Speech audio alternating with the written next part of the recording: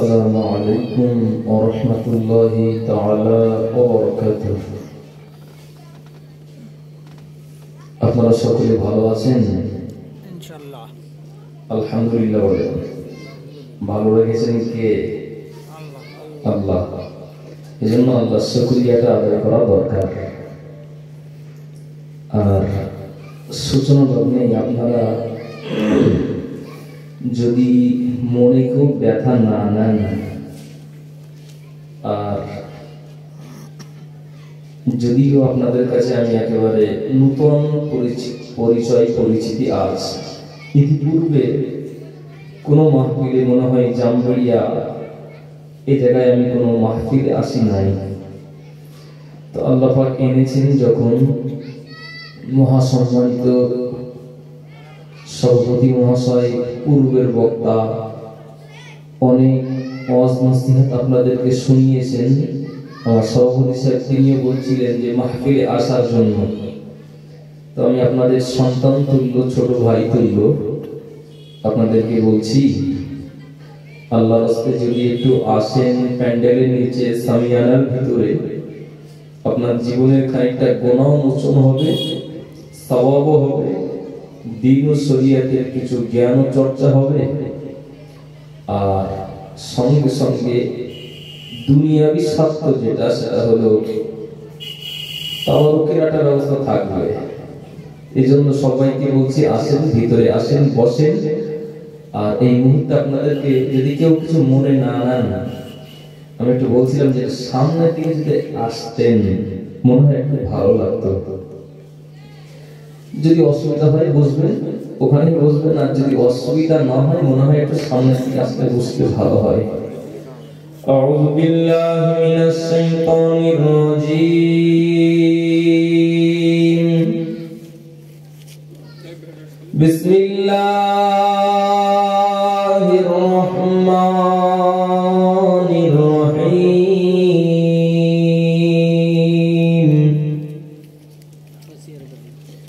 আলহামদুলিল্লাহি নাহমাদুহু ওয়া নাস্তাঈনুহু ওয়া নাস্তাগফিরুহু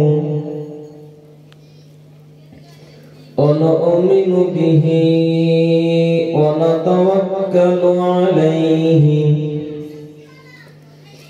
ওয়া না'উযু বিল্লাহি মিন শুরুরি আনফুসিনা ومن سيئات أعمالنا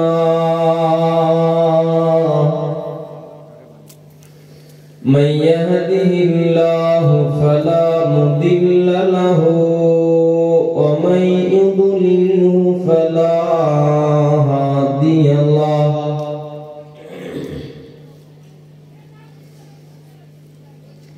ونعوذ بالله من شرور أنفسنا ومن سيئات أعمالنا من يهده الله فلا مضل له ومن يضلله فلا هادي له فأعوذ بالله من الشيطان الرجيم.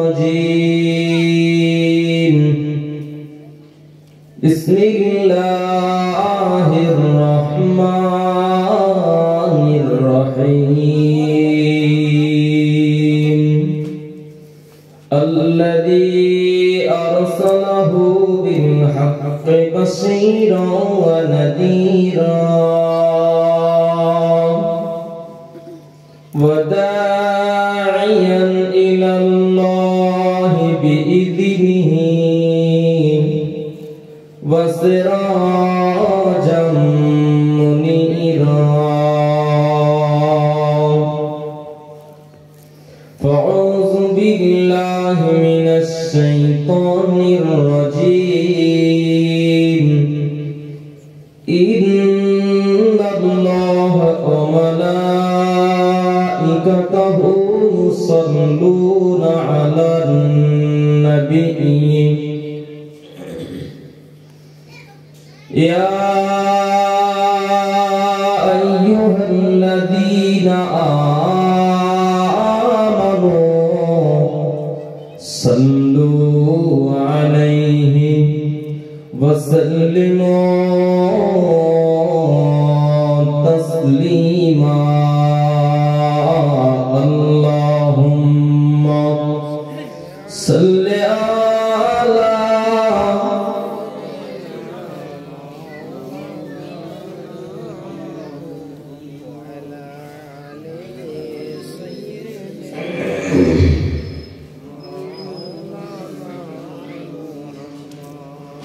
शहरे मुहब्बत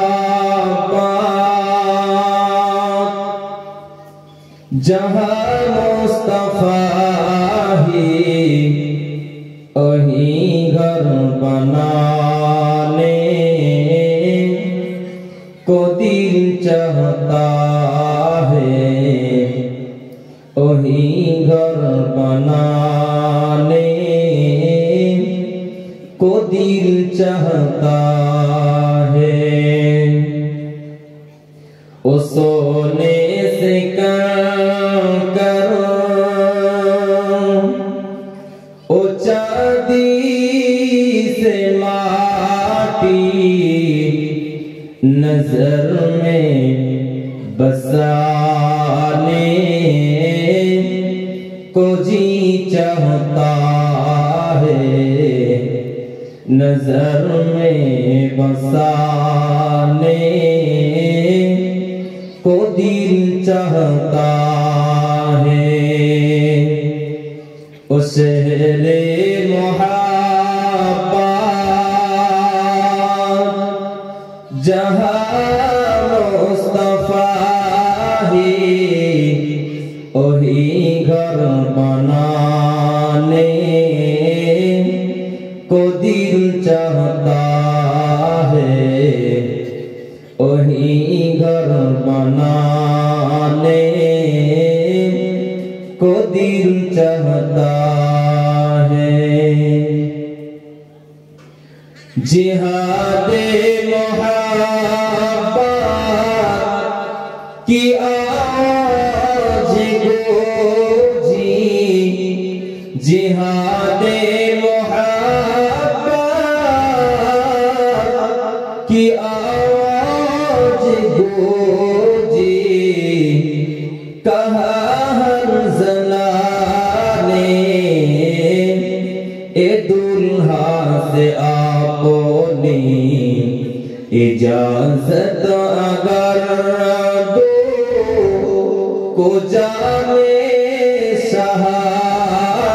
शहादत लबों पे लगा को दिल चाहता है जोरे बोलबेन ना जोरे बोलेन सुभान रसूলের সাহাবারা বলছে রাসূলুল্লাহ সাহাবারা বলছেন জীবন বিলীন করে দেব জীবন কুরবান করে দেব কিসের জন্য ইসলামের জন্য কোরআনের জন্য নবীর জন্য জোরে বলবেন কারণ একালে যদি জীবন বিলীন করে দেই পরকালে গিয়ে রাসূলের হাতের জান্নাতের পানিটা পান করব জোরে বলি জিহাদে মোহাব্বত কি আজ গোজে জিহাদে মোহাব্বত কি আজ গোজে কহা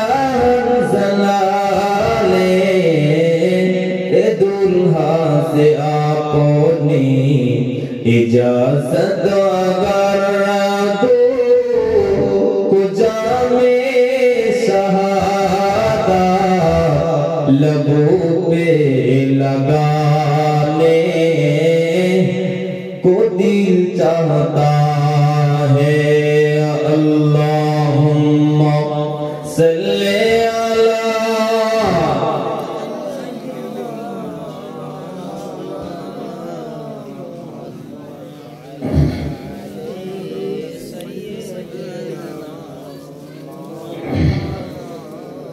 আমার পাগল মন ওই মদিনার প্রেমে পড়েছে আমার পাগল মন ওই মদিনার প্রেমে পড়েছে ওই মদিনা ওই মনকে ওই মদিনা ওই মনকে বন্দি করেছে আমার পাগল মন ওই মদিনার প্রেমে পড়েছে জোরে বলা যাবে না চিল্লি বলেন সুবহানাল্লাহ তাকবীর দেন নারে তাকবীর আমার পাগল মন ওই মদিনার প্রেমে পড়েছে আমার পাগল মন ওই মদিনার প্রেমে পড়েছে ওই মদিনা ওই মনকে ওই মদিনা ওই মনকে বন্দি করেছে আমার পাগল মন ওই মদিনার প্রেমে পড়েছে জানি না ওই মদিনায় জানি না ওই মদিনায় কি আছে মধু মদিনা মদিনা বলে কবি যে শোভো জোরে তাকবীর দেন নারে তাকবীর জানি না ওই মদিনায় কি আছে মধু মদিনা মদিনায় আমায় করেছে জাদু বিশ্বজগৎ নবীর প্রেমে বিশ্বজগৎ নবীর প্রেমে পাগল হয়েছে আমার পাগল মন ওই মদিনার প্রেমে পড়েছে আল্লাহুম্মা সাল্লি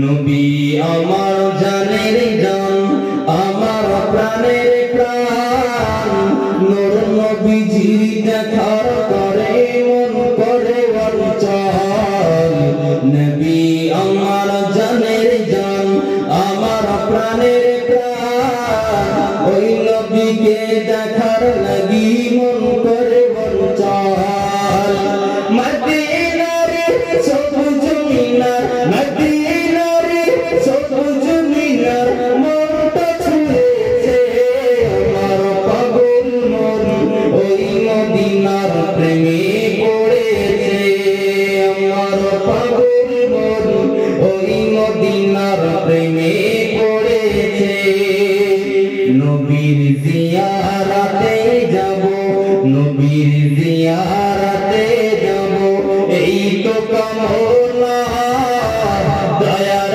নবীর দিদার পাবো এই তো বাসনা নবীর জিয়ারতে যাব এই তো বাসনা নূর নবীজির দিদার পাবো এই তো কামনা মদিনার সবুজ মিনার মদিনার সবুজ মিনার মনটা ছুঁয়েছে আমার পাগল মন ওই মদিনার প্রেমে পড়েছে আল্লাহুম্মা সাল্লি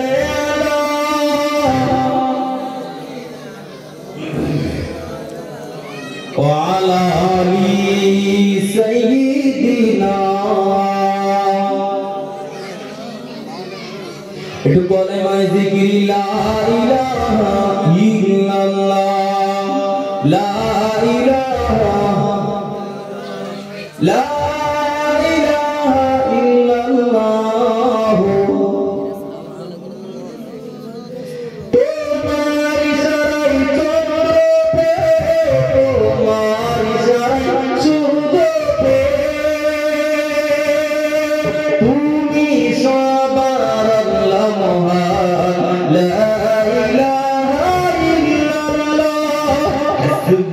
ربي جل الله ما في قلبي غير الله نور محمد صلى الله हक ला इलाहा इल्लल्लाह जोरे जोरे ला इलाहा একটু গলা ছেড়ে লা ইলাহা লা ইলাহা ইল্লাল্লাহ মুহাম্মাদুর রাসূলুল্লাহ আল্লাহুম্মা সাল্লি আলা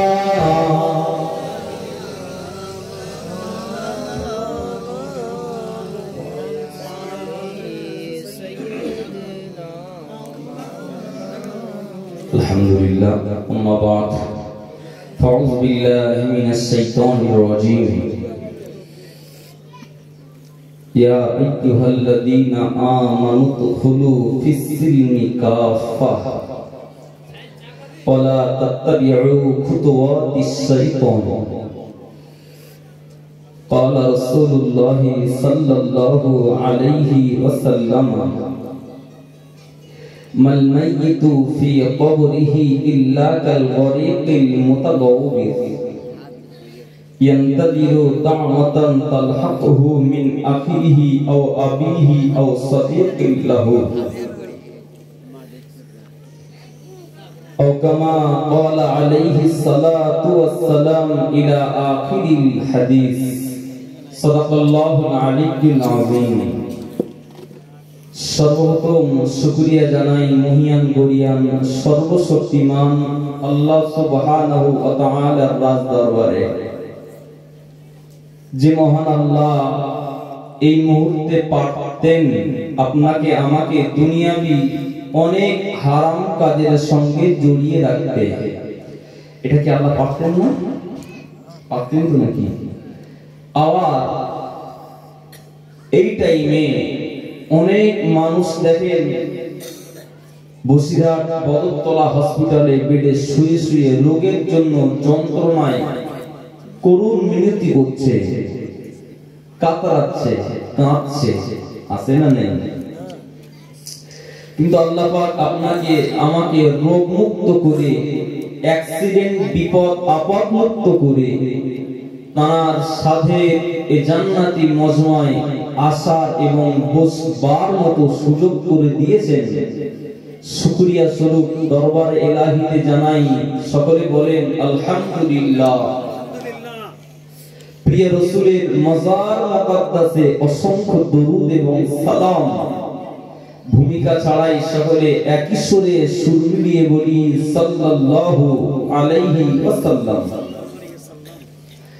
পরপরে আজকে সুন্দর সাজানো গোছানো এই মজলিসের মহামান্য নির্বাচিত নির্ধারিত সঞ্চালক বা স্পিকার সাহেব অথবা স্টেজ পরিচালক সভাপতি মহাশয় এবং মসজিদের যোগ্য বিজ্ঞ ইমাম সাহেব, সঙ্গে সঙ্গে কোরআনের কারখানা কেরলা মডেলের শিক্ষক মহাশয়, শিক্ষক বৃন্দ, সম্মুখে উপবিষ্ট ভদ্র মহোদয়গণ, পর্দার আড়ালে অবস্থিতা দিনদারিনী মমতাময়ী ধার্মিকা আম্মা এবং বোনেরা, সকলের প্রতি আমার আন্তরিকভাবেই আমি হার্দিক অভিনন্দন, মোবারকবাদ, শুভেচ্ছা, ওয়েলকাম, স্যালুট জানাচ্ছি। পরপরই কোরআনের যে আয়াত এবং হাদিস দেখেছি, ভূমিকার দিকে না গিয়ে সময় নষ্ট না করে আমি কোরআন এবং হাদিসের উপরে কিছু আলোকপাত করার প্রয়াস রাখছি।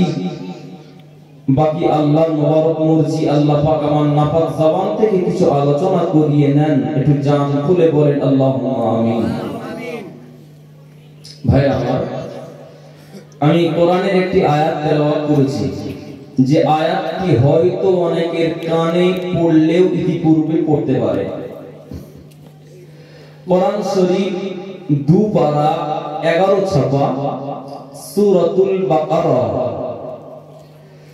আল্লাহ পাক আয়াতে কারিমার ভিতরে জানিয়ে দিলেন, ইয়া আইয়ুহাল্লাযীনা আমানু ওই ঈমান হলো বান্দা বান্দির দল বা ঈমানদার সম্প্রদায়। উদখুলু, তোমরা প্রবেশ করো। তাহলে আল্লাহ পাক এখানে ডেকেছেন কাদের? ঈমানদারদের। আল্লাহ আমানু বলে ঈমানদারদেরকে সম্বোধন করি আল্লাহ পাক দেখেছেন যে ঈমানদার যারা, তোমরা ঈমান আনার পরে উদখুলু, আমরের সিগা, আদেশ সূচক। আল্লাহ বলছেন ঈমানদার তোমরা প্রবেশ করো ফিসসিলমি কাফা, পরিপূর্ণ রূপে, সম্পূর্ণভাবে আমার ইসলামের ভিতরেই তোমরা প্রবেশ করে যাও। জোরে বলি সুবহানাল্লাহ।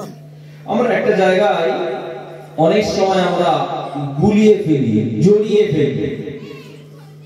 আমরা অনেকে ঈমানদার আর মুসলমান দুটি সমান করে ফেলি, হয় না এরকম?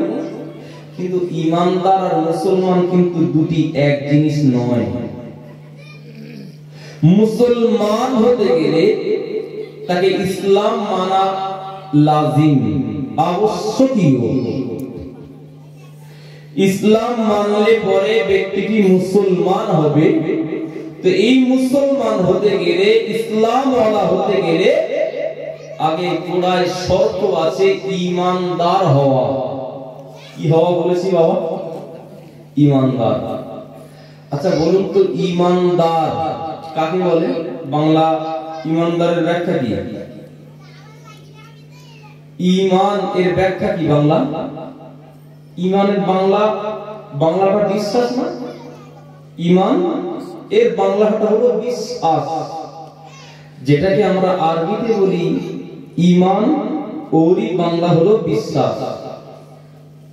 আর বিশ্বাসী যাদেরকে বলি তারাই হলেন ঈমানদার। একটু জোরে বলেন না।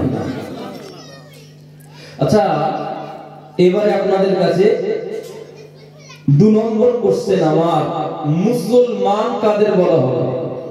মুসলমান এর বাংলাটা কি এটা জানার প্রয়োজন আছে। মুসলমান, আচ্ছা আমরা কোন ধর্মের ভিতরে আছি? আমরা ইসলামের ভিতরে। ইসলামের বাংলা মানে শান্তি। Very good. আসলে এই ইসলাম এর মূল ধাতু হলো, মূল উৎস হলো 3টি শব্দ, 3টি অক্ষর, সিন, লাম এন্ড মিম। সিলমুন, ওখান থেকে তালিল হয়ে ইসলাম পর্যন্ত থেকে যায়। এর বাংলা মানে হলো নিরাপত্তা, শান্তি, অনেক মানে করা যায়। তো ইসলাম যারা মেনে চলবেন এনাদেরকে বলা হবে মুসলমান, তার মানে শান্তি প্রিয়, শান্তিকামী। সুবহানাল্লাহ বলে। তাহলে আমরা কোন ধর্মের ভিতরে আছি বাবা? শান্তির ধর্ম, ইসলাম ধর্মের ভিতরে। তাহলে ঈমানদারের বাংলা হলো বিশ্বাসী আর মুসলমানের বাংলা হলো শান্তিকামী। দুটি কি এক জিনিস হলো? একটু কথা বলেন। আমি কিন্তু আইসিডিএস এর পড়াচ্ছি, একেবারে সেই আইসিডিএস মানে কি বাচ্চারা যাতে পড়ে, একেবারে খিচুড়ি স্কুল, তাই পড়াচ্ছি।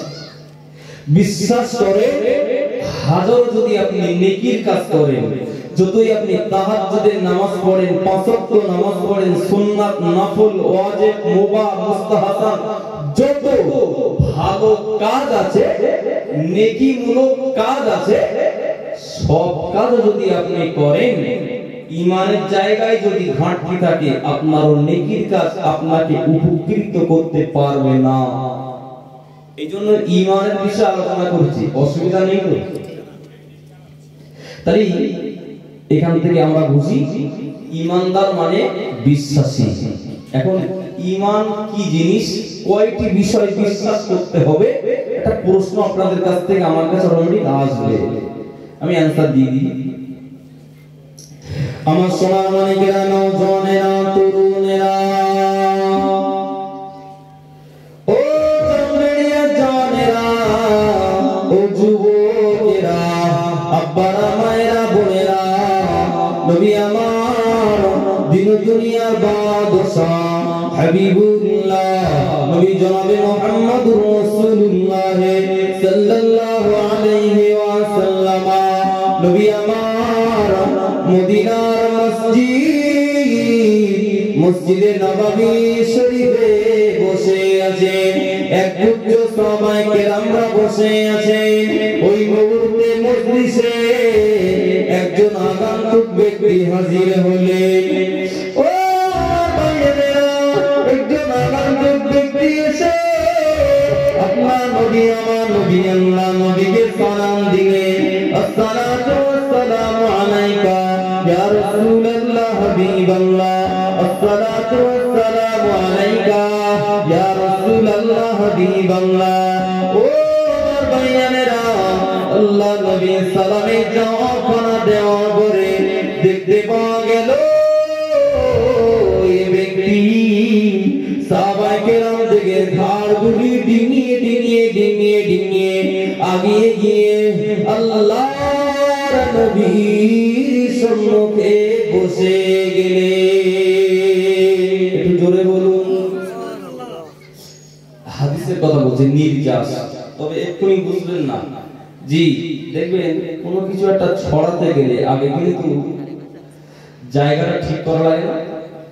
যে এই যারা চাষিবাসী মানুষ যারা আলু বসান কফি বসান দেখবেন আগে জমি সাফ করে পরিষ্কার করে চাষ দেয়, মই দেয়, নালা ভাটা করে, তারপরে আলু বসায় বা কফি বসায়। তো আলু বা কফি বসাতে গেলে যদি এতগুলো সরঞ্জাম আগে আপনাকে করতে হয়, তাহলে যে মজলিসে যে জমিতে আমি কোরআন হাদিসের ফুলঝুরি ঝরাবো সেই জায়গাটা আগে ঠিক করা দরকার নাকি? জি। তো আপনারা যদি ধৈর্যের পরিচয় দেন, আমি ঈমান সম্পর্কে আস্তে আস্তে আল্লাহ চাইলে আগিয়ে যাব, থাকবেন না উঠে যাবেন। এমনি সুরত বলা হাল হকিকত খুব একটা ভালো না। আল্লাহ পাক যারা বাড়িতে আছেন ওনাদেরকে এসে বুঝবার তৌফিক দেন, একটু বলেন আল্লাহুম্মা। এই হাদিসটির রাবী তথা বর্ণনাকারী হযরতে ফারুক ওমর। কোন হুজুরের নাম বলেন? ফারুক ওমর। জানেন ওমরে ফারুক রাদিয়াল্লাহু তাআলা আনহু তিনি হাদিসটি বর্ণনা করেছেন। হযরতে ওমর লোকটির পরিচয় দিচ্ছেন ফাসনাদা রুকবাতাইহি ইলা রুকবাতাইহি ওয়া ওয়াদাআ কাফাইহি আলা ফাকিজাইহি। ফারুক ওমর বলছেন যে লোকটি রাসূলের কাছে আগমন করলেন, সালাম দিয়েই মজলিসে হাজির হলেন, লোকটির পরিচয় দিতে গিয়ে বললেন লোকটির মাথায় ছিল অত্যন্ত গাঢ় ঘন কালো নেসনেসে চুল। লোকটির পরনে ছিল সাদা জামা বা পিরান অথবা জুব্বা। লোকটিকে আমরা কেউ চিনি না, একেবারে অপরিচিত একজন ব্যক্তি। কথা শুনছেন? হযরতে ওমর তিনি হাদিসটির রাবী বর্ণনা করেন। এই হাদিসটি বুখারী শরীফ মুসলিম শরীফের ভিতরে এসেছে, তবে আমি পড়েছি মিশকাত শরীফ থেকে। তো লোকটি এসে হাজির হয়ে রাসূলকে সামনে আসলেন এবং নামাজি হালাতে বসে হাঁটুর সঙ্গে হাঁটু গেড়ে বসলেন। রাসূলের উরুতের উপরে দুটি হাত রাখলেন, রেখে বললেন আখবিরনি আনিল ঈমান। হে মুহাম্মদ সাল্লাল্লাহু আলাইহি ওয়াসাল্লাম, হুজুর আপনি আমাকে বলুন ঈমান কাকে বলে?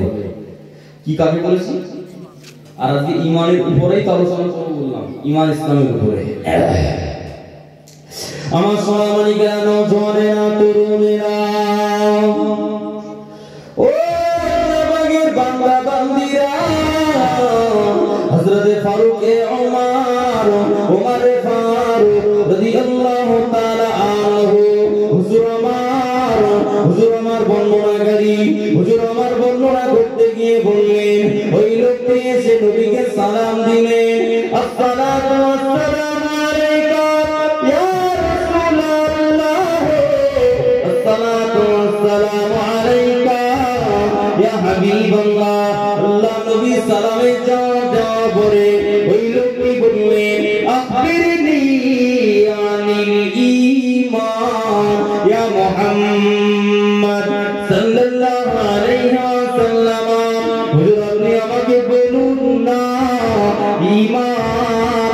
ডাকে বলে, ও চন্দ্রিয়া চরে যুবকেরা, নবী আমার এই সময়ে জানিয়ে দিলেন, ও আমি আল্লাহ নবী জানিয়ে দিলাম, ঈমান হলো সাতটি বিষয় বিশ্বাস করার নাম, যেগুলোকে দেখা যায় না, যেগুলোকে বিশ্বাস করতে হয় অথচ চোখে দেখা যায় না। নবী আমার জানিয়ে দিলেন, আল ঈমানু আন তুমিনা বিল্লাহি ওয়া মালাইকাতিহি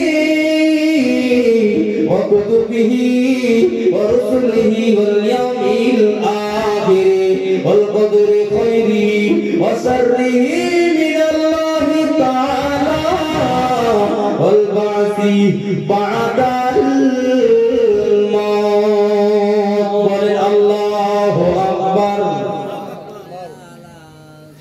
ভাইরা আমার, ওমর বললে, রাসূল বললেন, সাতটি বিষয় এমন আছে যেগুলোকে আমরা দেখতে পাই না কিন্তু বিশ্বাস করতে হয়। বিশ্বাস যিনি করে তিনি আল্লাহর দরবারে 16 আনা বিশ্বাসী বা ঈমানদার রূপে গণ্য হয়ে যান। না জোরে বলবেন না?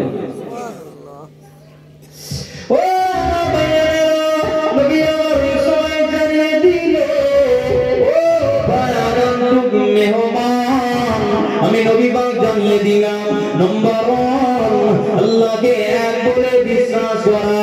ও বায়ারা, तमाम দুনিয়াতে 420টির মতো ধর্ম আছে।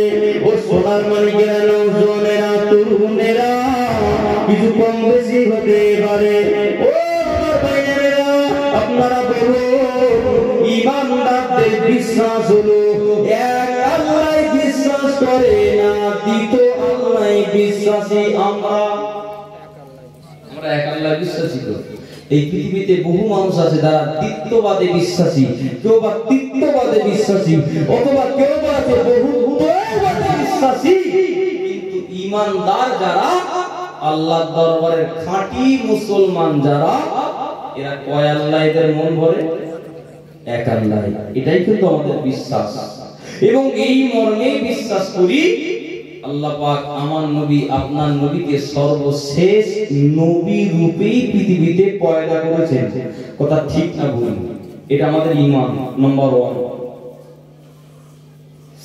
ও আমার ভাইয়েরা, নওজোয়ানেরা, তরুণেরা, আব্বারা, মায়েরা, নবী আমার এই সময় জানিয়ে দিলেন, ও বায়ারাতুক মেহমান, আমি আল্লাহ নবী মুহাম্মদ জানিয়ে দিলাম, নম্বর 1 হলো আল্লাহকে এক বলে মানতে হবে।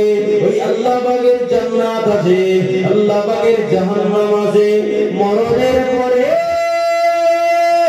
মওতের পরে আল্লাহ পাক ঈমানের ওসিলায়, নেকির কাজের ওসিলায় কারো ঠিকানা জান্নাত করে দেবেন, কারো ঠিকানা জাহান্নাম দেবেন। আল্লাহ পাকের আযাব গজব বলে কিছু আছে। ও আমার ভাইয়েরা, এগুলো কি আমরা জীবনে চোখ চোখে দেখেছি নাকি? ওই আল্লাহকে নম্বর 1 না দেখে বিশ্বাস করছি। ওই আল্লাহ জান্নাত আছে না, জাহান্নাম আছে, মরণের পরে জি আল্লাহ পাক কারো বা কবরে আযাব দেবেন, কারো বা আত্মায় শান্তি দেবেন। আচ্ছা, এগুলো আমরা কি দেখে মানি না না দেখেই মানি? বিশ্বাসটা না দেখে। এজন্য যারা এই গয়বী বিষয়গুলো, অদৃশ্য বিষয়গুলো যে বা যারা বিশ্বাস করে, বিশ্বাসের জায়গায় দৃঢ় থাকে, এদের জন্য মহান আল্লাহ রাসূলের মাধ্যম দিয়ে খুশির বার্তা দিয়েছেন। সুবহানাল্লাহ বলে না? শুনবেন কোথায়? খুলুন 29 পারা সূরাতুল মুলক। আল্লাহ পাক জানিয়েছেন, বিসমিল্লাহির রহমানির রহিম,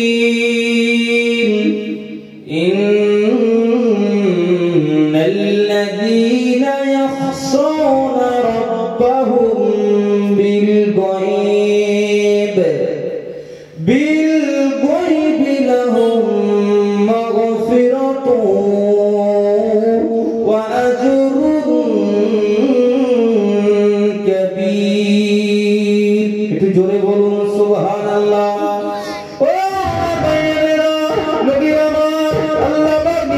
জানিয়ে দিলে আমার যে সমস্ত বান্দা বান্দিরা আমি আল্লাহ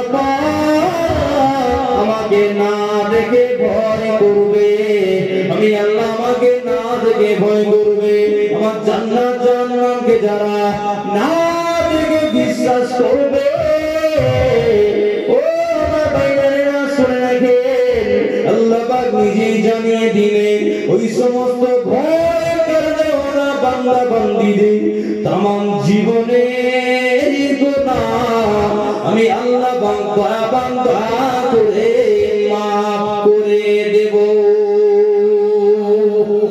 আরো জোরে বলুন। নম্বর 1, যারা আল্লাহকে অদেখা আল্লাহকে চর্মচোখে আমরা কোনোদিন দেখি নাই, আমাদের স্রষ্টাকে, কিন্তু বিশ্বাসটা আছে।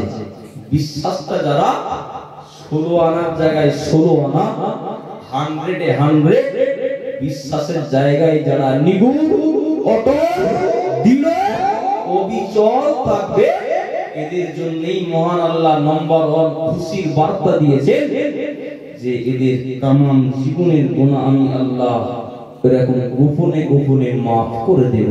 জোরে বলুন। ও আল্লাহ বাগের শুরু করতে হবে না, আল্লাহ বাগের পরে বললেন আমি আল্লাহ পাক গোপনে গোপনে মাফ করার পরে ওই সমস্ত বান্দা বান্দীদের ওদেরকে হাসরের ময়দানে যেদিন ওদের আব্বা ওদেরকে চিনবে না, ওদের মা ওদেরকে চিনবে না, ময়দানে মাশারে কিয়ামতের দিবসে মুসিবতের দিনে আমার ওই সমস্ত ঈমানদার বান্দা বান্দী দিগকে ভয় কারণে ওয়ালা বান্দা বান্দী দিগকে আমি আল্লাহ টেনে বার করে ওদেরকে মহা পুরস্কারে পুরস্কৃত করব। ও জানেরা আল্লাহ পাকের পুরস্কার ছোট নয়, ছোট নয় বাবা। আল্লাহ পাকের পুরস্কার মানে হলো আল্লাহ পাকের রহমতের দয়ারি জান্নাত। তাহলে আমরা যদি অদেখা আল্লাহকে বিশ্বাস করি আমাদের লাভ হবে না লস হবে? লাভটা কি? আল্লাহকে ভয় করব, যে আল্লাহ পাক নাম্বার 1 ঘোষণা দিয়েছেন এদের জীবনের গুনাহ মাফ।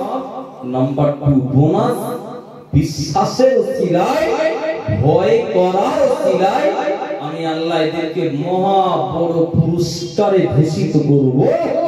আল্লাহর পুরস্কার মানে আল্লাহর দয়ার জান্নাতুল ফেরদাউস ছাড়া আর কিছু নয়। জোরে বলে না ভাইরা আমার। তাহলে 7টি বিষয়ের ভিতরে একটি বিষয় হয়েছে। এরপরে নবী বলেছেন মালাইকাতিহি ওয়া কুতুবিহি, আল্লাহ পাক ফেরেশতা পাঠিয়েছেন না? সর্বোপরি আপনার আমার 2 কাঁধে 2জন ফেরেশতা আছে। কি নাম বাবা? কিরামান কাতিবিন ইয়ালামুনা মা তাফআলুন। সূরাতুল ইনফিতার 30 পারা। তো আল্লাহ পাক জানিয়েছেন কিরামান কাতিবিন ফেরেশতার নাম নয়, কিরামান এটা তাসনিয়া দ্বিবচন, মানে 2জন সম্মানীয় কাতিবিন লেখক বৃন্দ। 2জনের কাজ লেখা, একজনা ভালো কাজগুলো লিখে ফেলে ফটাফট, আর একজনা খারাপগুলো বান্দার যত খারাপ কাজ হয় দৈনন্দিন ওইগুলো লিপিবদ্ধ করে থাকে। এই 2 ফেরেশতার কাজ ভালো এবং মন্দগুলো লিপিবদ্ধ করা। আচ্ছা, আপনারা কোনদিন আপনার মোরারিসা চৌমাতার বাজারে বা আপনাদের রাজাপুরের মোড়ে ফেরেশতাদেরকে দেখে দেখে তাই মানেন না? এমনি আল্লাহ বলেছেন তাই বিশ্বাস করেন? বিশ্বাস করি না, দেখে বিশ্বাস করি। আমার সোনা মানিকেরা, নওজওয়ানেরা, তরুণেরা, মা বোনেরা, ও জানেরা, শুধু তাই নয়, আল্লাহ পাকের আল্লাহ নবী জানিয়ে দিলেন ও রাসূলিহি, আল্লাহ পাক যুগে যুগে যুগে যুগে কানে কানে আল্লাহ পাক নবী রাসূল পাঠিয়েছেন। কিসের জন্য পাঠিয়েছিলেন? আল্লাহ পাকের দ্বীন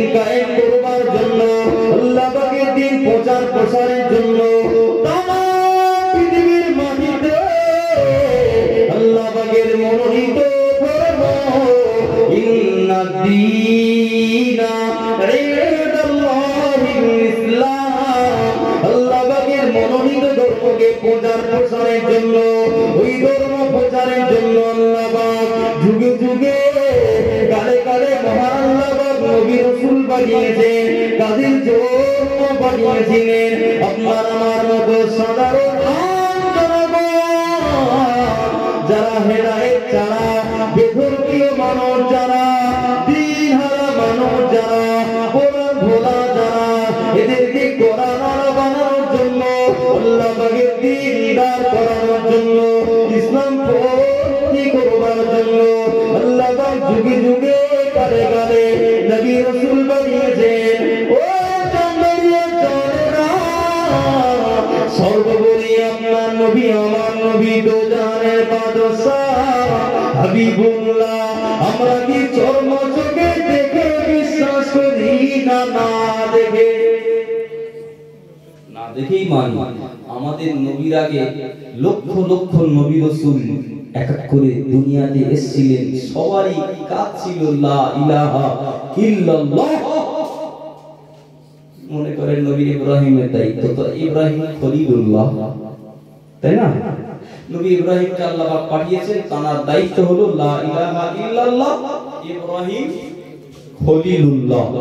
মুসাকে আল্লাহ পাক পাঠিয়েছেন, নবী মুসাকে, নবী মুসা আলাইহিস সালামের দায়িত্ব হলো লা ইলাহা ইল্লাল্লাহ, মুসা কালিমুল্লাহ, তাই না? আর সর্বোপরি আমাদের নবীকে আল্লাহ পাক পাঠিয়েছেন কি দায়িত্ব? লা ইলাহা ইল্লাল্লাহ মুহাম্মাদুর রাসূলুল্লাহ। চলে বলেন না, এটাই আমাদের বিশ্বাস। আর এই বিশ্বাসের বাংলাটা হলো ঈমান। বিশ্বাসের জায়গাটা নিপুণ থাকা দরকার। এরপরে অল কদরি খাইরিহি ওয়া শাররিহি, আল্লাহ পাক ভালো মন্দ, ভালো চাই হোক মন্দ হোক, নসিব বা তাকদীর, এটা আমাদের বিশ্বাস করতে হবে। বিশ্বাস করেন আজকে এখানে এসেছি, জি আমার টাইম ছিল 7:30 নাগাদ, ভাইরা ফোন করে বললেন আমাদের একটু অনুষ্ঠান আছে আপনার ওঠার আগে, আপনি 8:30টায় আসেন। 8:30টার ভিতরে পৌঁছালাম। তাহলে এই যে 7:30টায় আমার টাইম ছিল, 8:30টায় আবার পরিবর্তন হলো, এটাকেও মানতে হবে, আমার নসিবে এটাই লেখা ছিল। ঠিক বলছি না ভুল বলছি? এর নাম হলো বিশ্বাস। আবার দেখতে পাওয়া যায়, আল্লাহ না করুন যে এখান থেকে বাড়ি যেতে পারবো কি পারবো না জানি না, তার আগে যদি আল্লাহ পাক মৃত্যু দেন, এটাও বিশ্বাস করতে হবে, নসিবের ব্যাপার। তকদিরে ছিল, তকদিরের লেখনী জয়যুক্ত হয়েছে বলেই ইয়াকুব বিদায় নিয়ে যায়। অস্বীকার করার জায়গা আছে? বিশ্বাসটা যদি ঠিকঠাক থাকে, আর আমল যদি স্বল্প থাকে, তো এই ঈমানের ওসিলায়, আমলের ওসিলায় আল্লাহ একদিন নাজাত করিয়ে দেবেন। জোরে বলে। আর উহুদ পাহাড় নেকি নিয়ে যদি হাসরের ময়দানে হাজিরা দেন, আল্লাহর আরশে আজিমের নিচেই যদি আল্লাহর বিচারের আসনের সামনে আপনি হাজিরা দেন, হাজারো নেকি থাকলেও বিশ্বাসের জায়গায় যদি ঘাটতি থাকে, আপনার হাজারো নেকি সেদিন কোনো কাজে আসবে না। এই জন্য বলছি, এই বিশ্বাসের জায়গাটা ঠিক করতে হবে। আজকে এত বড় মাহফিল, এত বড় মাহফিল, মনে হয় গ্রামের মানুষ সব আসলে মাহফিল তো মনে হয় একটা হয়ে যাবে নাকি? তো এই আল্লাহ পাক গুটি কয়েক ঈমানদার বান্দা বান্দীদেরকে এখানে পাঠিয়েছেন, হাজির করে দিয়েছেন, এটা আমাদের নসিবের ব্যাপার। যে কয়েকজনকে আল্লাহ পাঠিয়েছেন, আপনাদেরকে শোনার আল্লাহ সুযোগ দিয়েছেন, আলহামদুলিল্লাহ বলে নেন, কারণ এটাও আল্লাহ নসিবে রেখেছিলেন। অমুক সময়ে অমুক বান্দা অমুকের ওয়াজ শুনবে, মাহফিলে গিয়ে বসবে, এটা নসিবের ব্যাপার। আমার সোনার মানিকেরা, নওজওয়ানেরা, তরুণেরা, মা বোনেরা, আল্লাহ নবীর পরে জানিয়ে দিলেন, ও ভাই জিবরাইল, ওই আগন্তুক মেহমান, ওই মেহমানটির নাম হলো ফেরেশতা জিবরাইল আমিন আলাইহিস সালাতু ওয়াস সালাম।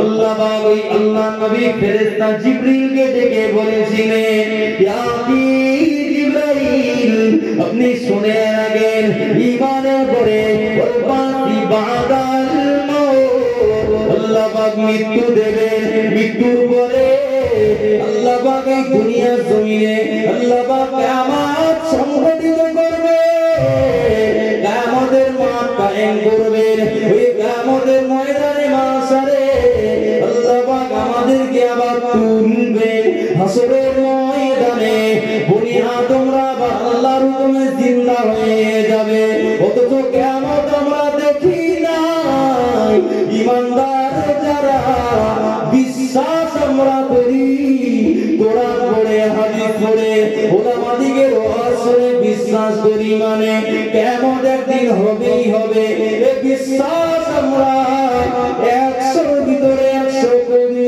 মানে আমরা হলো ঈমানদার জোরে বলুন আর জোরে বলুন সুবহানাল্লাহ আলোচনায় অসুবিধা হচ্ছে নাকি? জি জি আলহামদুলিল্লাহ। আর যদি মনে করেন যে ঘটনা ধরে ঘটনা পীর ওলি গাউস কুতুব তাদের ঘটনা আমরা জানি কিন্তু চেষ্টা করি সেগুলো বলার দরকার।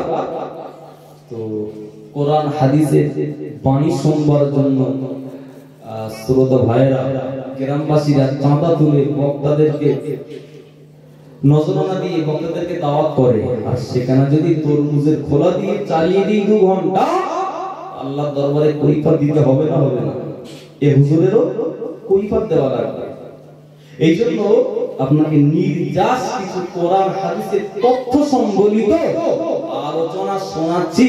আপনাদের কতটা ক্যাশে আসছে আমি জানি না, আল্লাহ পাক সকলকে বুঝবার এবং আমল করবার তৌফিক দেন। একটু বলেন আল্লাহুম্মা।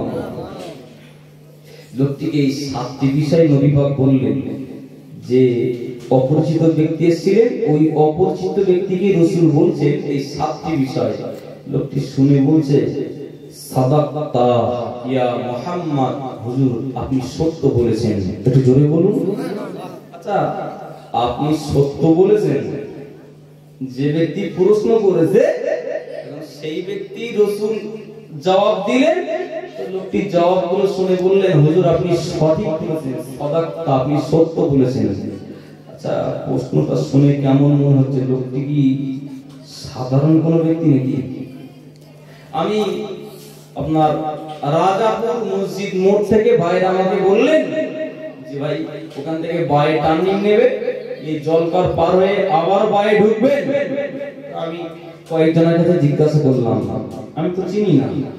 ভাইরা আমাকে বললেন, আচ্ছা আমি এলাম টার্নিং এ। আমি বললাম যে ভাই আমি জলসায় যাব, আপনার জামবেড়িয়া কোন রাস্তা? তো ভাইরা আমাকে বললেন যে বাই চলে যাবে, বাই টার্নিং নেন মাহফিল পেয়ে যাবে। এখন আমি যদি ওদেরকে বলি হ্যাঁ ভাই তুমি ঠিক বলেছো, আমারে ওরা সাধু বলবে না মাতাল বলবে? কোনেকার ম্যাটে জানে না একটা জিনিস জিজ্ঞাসা করেছে, বললাম ভুল বললাম কি ঠিক বললাম সেটা পরের কথা। ম্যাট বলছে জানা ভাই তুমি ঠিক বলেছো। আমি কি জানি? জানি না বলেই তোকে জিজ্ঞাসা করলাম। কিন্তু যে ব্যক্তিকে রাসূল প্রশ্ন করেছিলেন, যে ব্যক্তি প্রশ্ন করলেন রাসূলকে ঈমান সম্পর্কে, রাসূল অবগত করানোর পরে লোকটি বলছেন হ্যাঁ হুজুর আপনি ঠিক বলেছেন, তার মানে লোকটি কিন্তু যেমন তেমন যাতাই ব্যক্তি নন। আমার সোনা মানিকেরা, নওজওয়ানেরা, তরুণেরা, মা বোনেরা, ও যুবকেরা, ওই লোকটি নাম্বার 2 প্রশ্ন করলেন, ইয়া মুহাম্মদ আখবিরনি আনিল ইসলাম। হে মুহাম্মদ সাল্লাল্লাহু আলাইহি ওয়াসাল্লাম, হুজুর আপনি আমাকে এবারে বলুন না ইসলাম কোন জিনিস, ইসলাম কিসে कहते हैं? নবী আমার ওই সময় জানিয়ে দিলেন, ও ভাই জিবরাইল, ও ভাই আগন্তুক মেহমান, ইসলাম হলো 5টি বিষয় আমল করার নাম। ইসলাম হলো 5টি বিষয় মেনে নেওয়ার নাম, আমল করবার নাম ইসলাম। সেগুলো কি কি নবী আমার ওই সময়ে সোনার জবানে জানিয়ে দিলেন। আল্লাহ নবী বলেছিলেন বুনিয়াল ইসলাম আলা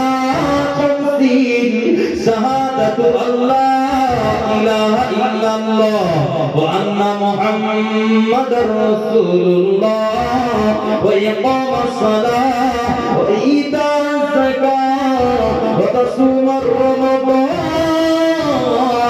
ওয়া তাহজ্জুল বাইত মান ইসতাতা ইলাইহি সাবিলা। একটু জোরে বলুন। এই কথার ভিতরে রাসূল 5টি বিষয় ফুটিয়ে তুললেন। লোকটি যখন বললেন, হুজুর ঈমান তো কি জিনিস আমি জেনে গেছি আপনার কাছ থেকে, এবারে বলুন তো ইসলামটা কোন জিনিস? নবী পাক বললেন, বুনিয়াল ইসলাম আলা খামসিন, 5টি বিষয় এমনও আছে ওই 5টি বিষয় জানারা যে বা যারা মেনে চলবেন, আমলে জিন্দেগি খাড়া করবেন, এনারাই আল্লাহ পাকের দরবারে খাঁটি মুসলমান বলে গণ্য হবে। জোরে বলুন না। কি কি সেগুলো? নবী পাক এক এক করে বললেন শাহাদাতু আল্লা ইলাহা ইল্লাল্লাহ ওয়া আন্না মুহাম্মাদার রাসূলুল্লাহ। নাম্বার 1, আল্লাহকে এক বলে মানতে হবে, বিশ্বাস করতে হবে, এবং এই মর্মেই আমি হযরতে মুহাম্মদ ওই আল্লাহর আখিরি নবী, লা নাবিয়্যা বাদি, আমার পরে আল্লাহ পাক আর নতুন করে কাউকে নবুয়ত দান করবেন না। আমাকে দিয়ে আল্লাহ পাক সিল মোহর মেরে দিয়েছেন, নবুয়তের দরওয়াজা বন্ধ করে দিয়েছেন।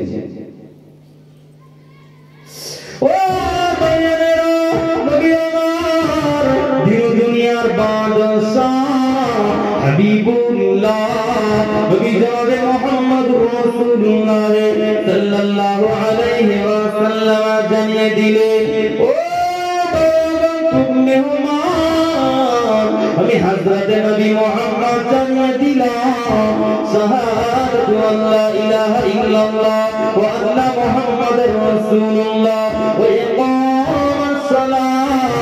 আল্লাহ পাক নামাজ দান করেছেন, নামাজ গ্রহণ করেছেন।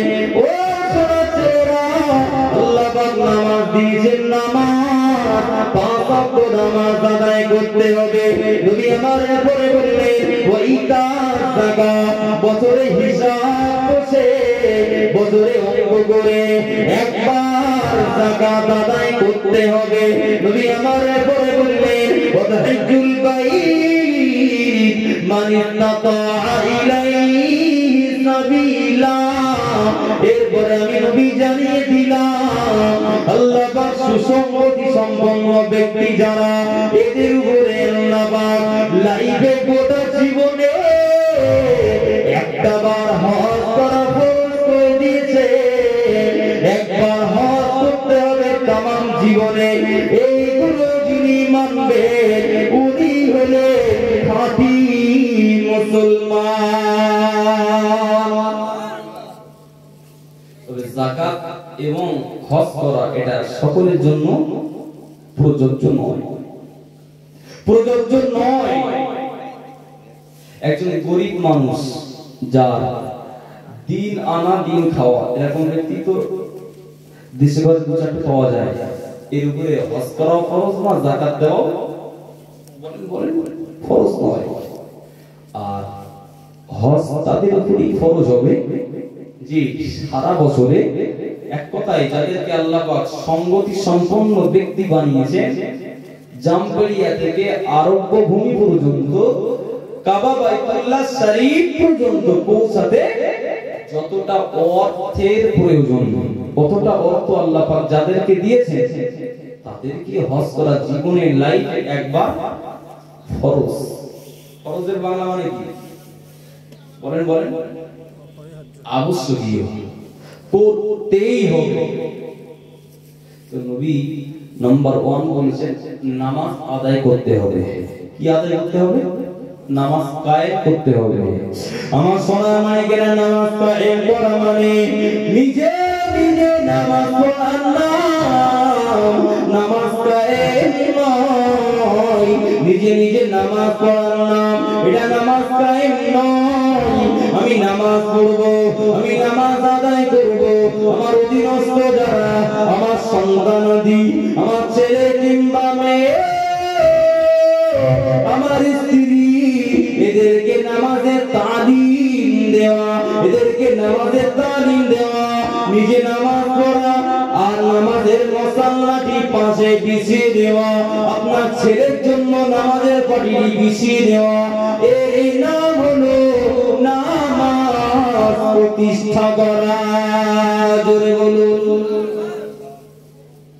নিজে নিজে নামাজ পড়ে যদি 50 কুইন্টাল ওজনের একটা আব হয়, আর আমার স্ত্রী, আমার পরিবার, আমার অধীনস্থ যারা, আমার পরিবার ভুক্ত বা আহাল যারা, এদেরকে নামাজের তালিম দেবো না, ওরা যা পারে করে গ্রাম চষে বেড়াক না, আমার মেয়ে, কোনো সমস্যা নেই।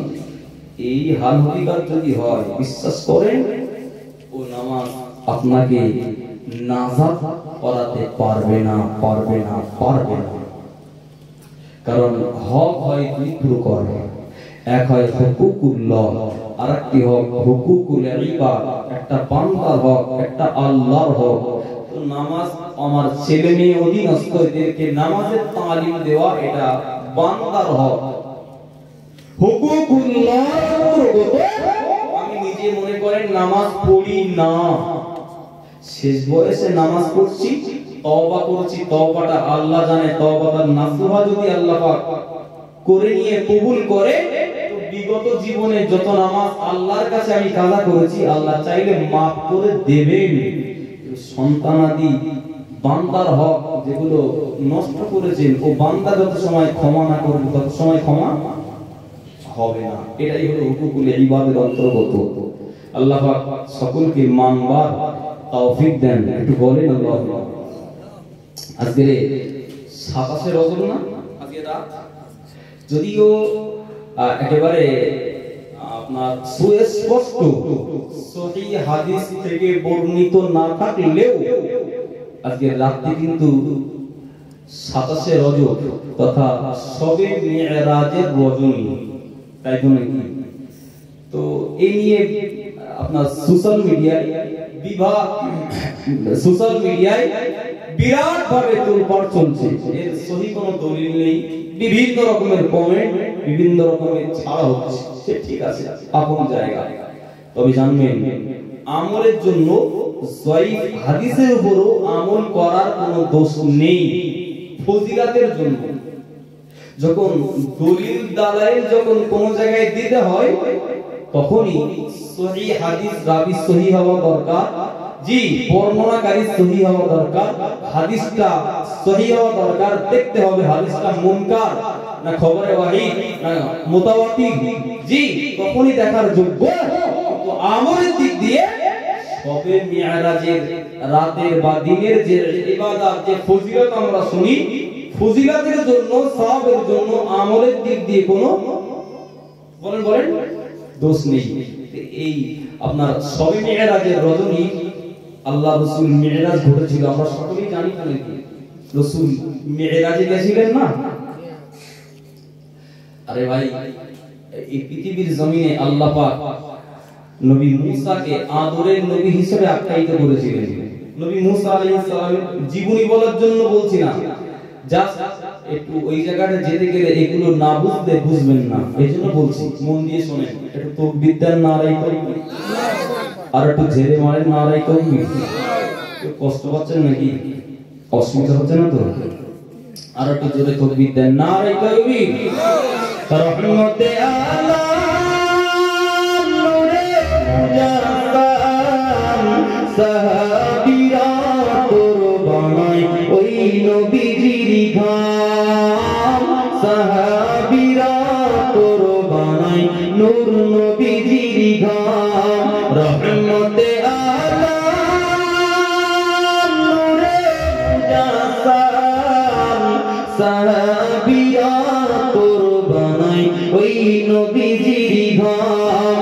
বাবাজি উস্তুদে নামে ছিল একটি খেজুর গাছের নাম, যাকে ধরে খুতবা দিতেন রাসূল আকরাম। গাছটি নবীর বিরহে কাঁদিতে রহে, গাছটি নবীর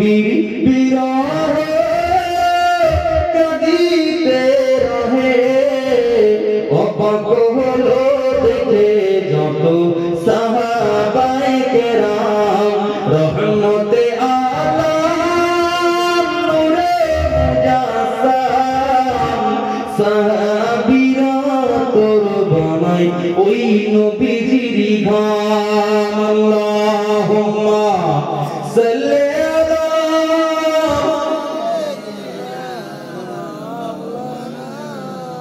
ওয়া আলা আলি সাইয়্যিদিনা। ফিরে আসেন, নবী মুসা আলাইহিস সালাম আল্লাহকে দেখতে চেয়েছিলেন, আল্লাহ সাফ জানিয়ে দিয়েছিলেন লাম তারানি, হে মুসা তুমি আমার দিদার কখনোই পাবে না। আর এটাই সঠিক, এটাই কোরআনে আল্লাহ বলেছেন লা তুদরিকুল আবসার ওয়া হুয়া ইদরিকুল আবসার। পৃথিবীর কোন চোখ আমি আল্লাহ পাক আমাকে দেখেনি। সুবহানাল্লাহ, জোরে বলে। তবে জানবেন ঈমানদার যারা, নেককার যারা, এরা আল্লাহকে দেখবেন। জোরে বলবেন না?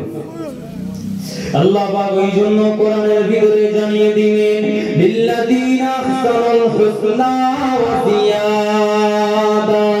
ও মুমিনিন জানেরা, আল্লাহ পাক জানিয়ে দিলেন নেকির কাজ যারা করবে, ঈমানের সঙ্গে নেকির কাজের সঙ্গে যাদের সম্পর্ক থাকবে, আল্লাহ পাক এদের বিনিময়ে জান্নাত নসিব করবেন। নেকির ওসিলায়, ঈমানের ওসিলায় আল্লাহ পাক এদেরকে জান্নাতে দান করবেন। ও আমার ভাইয়েরা, আল্লাহ পাক জান্নাতে দেওয়ার পরে আল্লাহ পাক বলবে ও আমার জান্নাতবাসী বান্দা বান্দীরা, তোমরা জান্নাতের নাজ নিয়ামত কি কোনো কমতি পেলে নাকি? না আল্লাহ, আমরা যা আশা করেছিলাম তার থেকে অনেক গুণের নিয়ামতে বেশি পেয়েছি আল্লাহ। আল্লাহ পাক বলবেন না না, এখনো বড় নিয়ামত এখনো তোমরা পাও নাই। আমাদিকে নবী বলবে আল্লাহ যে রবের জন্য আল্লাহ পাক এই ঠান্ডার সময় আপনার বান্দারা ওযু হালাতে নামাজ পড়েছিল, ইশার নামাজ, ফজরের নামাজ আদায় করেছিল। ও রব্বুল আলামিন, আল্লাহ পাক মাহে রমজানে রোজা পড়বে যারা রেখেছিল, ওই সমস্ত নেকির নেককার বান্দা বান্দীরা এদের মনের চাহিদা হলো যে স্রষ্টার জন্য জান্নাতে এলাম, ওই স্রষ্টাকে দেখতে যাই। ওই জন্য আল্লাহ কোরআনে জানিয়ে দিলেন লিল্লাযীনা আহসানুল হুসনা ওয়া জিয়াদা। আল্লাহ পাক নিয়ামত দেওয়ার পরে আল্লাহ পাক এডিশনাল বাড়তি আল্লাহ পাক কিছু দেবে, ওটা হলো আল্লাহ পাকের দিদার নসিব হয়ে যাবে। আরো চিৎকার করে বলুন মাথায় রাখুন, যেহেতু ওটা প্রসঙ্গ নয়, নবী মুসা আল্লাহকে বলেছিলেন আল্লাহ আপনাকে তো আমি দেখবো। আল্লাহ সাফ বলে দিলেন লাম তারানি, হে মুসা আমার দিদার তুমি পাবে না। আদরের নবী বারে বারে আবদার করলেন আল্লাহ না আপনাকে দেখবই। আল্লাহ পাক বললেন মুসা যদি দেখতে যদি চাও চলে এসো তুর পাহাড়ে। দেখা হলো কি? দিদার পেলেন না। না পাওয়ার পরে আচ্ছা বলুন তো, আমার আলোচনা ওই জায়গাটাই, নবী মুসা আল্লাহকে দেখতে চেয়েছে, তাই তো নাকি? আর আমাদের নবী আল্লাহকে দেখতে চাননি, বরং স্বয়ং আল্লাহ পাক খোদ আমার নবীকে দাওয়াত করেছিলেন। একটু জোরে বলবেন না? দুটি কি এক হলো নাকি? দুটি কি এক হলো? নবী মুসা আল্লাহকে দেখতে চেয়েছিলেন, আর আমাদের নবী আল্লাহকে দেখতে চাননি, বরং আল্লাহই আমাদের নবীকে দাওয়াত করেছিলেন। সুবহানাল্লাহ। এই রাতটির নাম হলো মিরাজের রাত। কিসের রাত? যে রাতে আমার নবী আল্লাহ দিদারে গেছিলেন, মিরাজে গমন করেছিলেন, ওই রাতটি হলো শবে মিরাজের রজনী। জোরে বলে ও আল্লাহ নবী মিরাজের রাতে আল্লাহ পাকের সঙ্গে আমাদের নবী সরাসরি অনেক কথোপকথন হলো, অনেক কথাবার্তা হলো। আল্লাহ নবী মৃত্যু বিছানায় আমাদের কথা ভুলে যান না। আল্লাহ নবী এই দুনিয়াতে আপনার আমার কথা বলেন না। আল্লাহ নবী মিরাজের রাতে আল্লাহ পাকের শাহী দরবারে আপনার আমার মতো কবর করা গুনাহগার ত্যাগের উম্মতিদের কথা ভুলে যান না। আমাদের নবী বলেছিলেন আল্লাহ ও রব্বুল আলামিন আল্লাহ আজকে আমি নবী মুহাম্মদ আপনাকে যেভাবে দেখলাম আপনার সঙ্গে আমার যেমন ভাবে দিদার হলো আমার উম্মতিরা কি আপনার দিদার থেকে মারুম হবে নাকি? আল্লাহ পাক জানিয়ে দিলেন আয় আমার হাবিব আয় আমার দোস্ত মুহাম্মদ আমি আল্লাহ পাক 50 ওয়াক্ত নামাজ দিয়ে দিলাম। নামাজ হলো আসসালাতু মিফতাহুল জান্নাহ। নামাজ হলো নামাজি বান্দারা আল্লাহ পাকের রহমতিদার জান্নাতে চলে যাবে।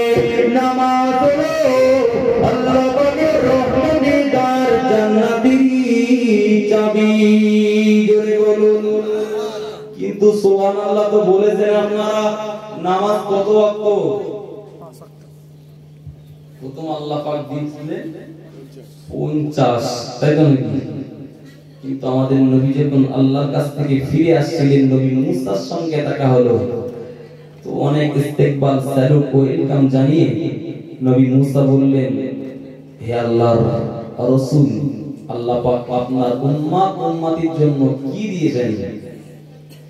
তো আমাদের নবী বলেছিলেন আল্লাহ পাক আমার উম্মতির জন্য 50 ওয়াক্ত নামাজ দিয়েছেন।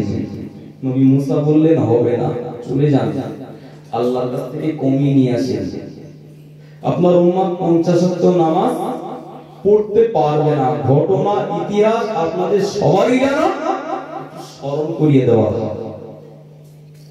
বারে বারে নবী পাক গেলেন, কোন বর্ণনায় এসে 5 ওয়াক্ত করে কমেছে, কোন বর্ণনায় এসে তার একটু বেশি, শেষ বেশি 5 ওয়াক্তই ঠেকেছে। নবী মুসা বলেছিলেন নবী হে আল্লাহর রাসূল হে আল্লাহর দোস্ত আল্লাহ পাক কত ওয়াক্ত নামাজ? তা বললেন 5 ওয়াক্ত। বলছেন আমি নবী মুসা বলছি 5 ওয়াক্ত আপনার উম্মতরা আদায় করতে পারবে না, আপনি যান আবার কমিয়ে নিয়ে আসেন। নবী পাক বলেছিলেন আমার এবারে একটু যেতে শরম হচ্ছে, আমার বড় লজ্জা লাগছে যে আল্লাহ দিয়েছিলেন 50 ওয়াক্ত, বারে বারে গিয়ে আমি কমিয়ে 5 ওয়াক্ত পর্যন্ত নিয়ে ঠেকেছি, এরপরও এখনো কমাতে যাব, আমার বিরাট লজ্জা লাগছে, যাব না। কিন্তু আল্লাহ পাক আলিমুল গায়ব নাকি, আল্লাহ সামিউল বাসীর, আল্লাহ বিদাতিস সুদূর। আল্লাহ পাক আমার হাবিবের মনে বাসনাটা আল্লাহ পাক বুঝতে পেরেই আল্লাহ পাক জানিয়েছেন হাবিব আশা রাখবে না। একটু জোরে বলুন ও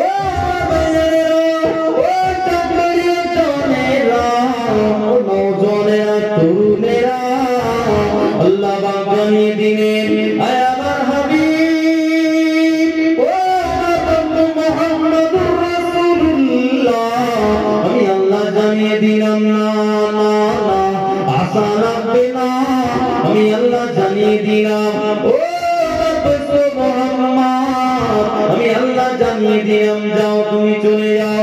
ওই 5 ওয়াক্ত নামাজ আমার বান্দা বান্দীদের জন্য আমি আল্লাহ দিয়ে দিলাম।